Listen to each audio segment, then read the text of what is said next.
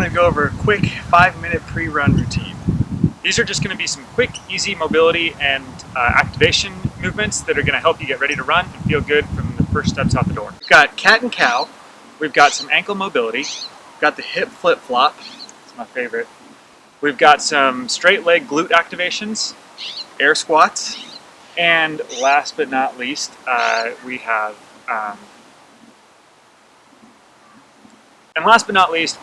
just a high knee pull that's going to help get your hamstring and adductor moving separately and freely.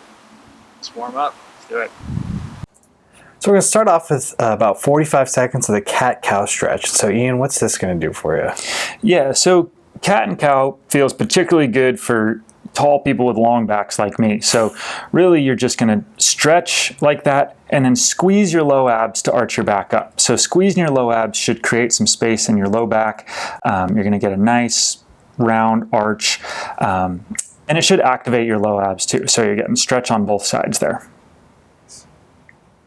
Foot and ankle mobility. So here you'll want to spend about 20 to 25 seconds on each foot, really just rolling it out ahead of, putting kind of a pound into the pavement. The idea here is really to just kind of be a catch-all for the chronic problems that sometimes come up, plantar, Achilles kind of issues, and really this is something that you would do prior to an injury. This is not an actual treatment for those kind of injuries, but hopefully it helps prevent them.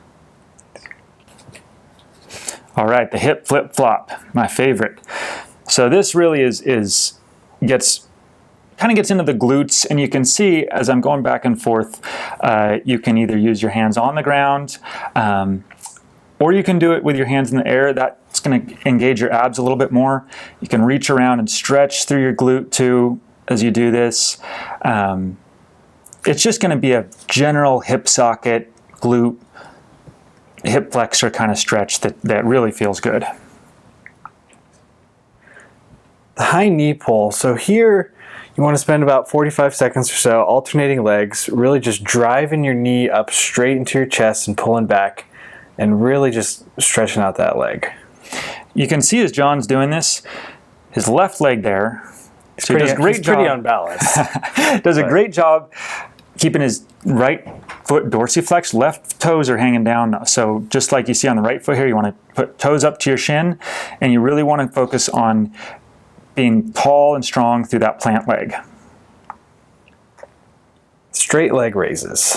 All right, so these are a very specific glute activation movement. So what you really want to focus on here is using your glute muscles in your butt rather than any of your low back. So that means rolling your hips a little forward. You can see I'm pushing back, basically pressing through my heel at a slight backward angle, really trying to make sure that I'm not engaging hip flexors or low back because we want to be very specific in the glute.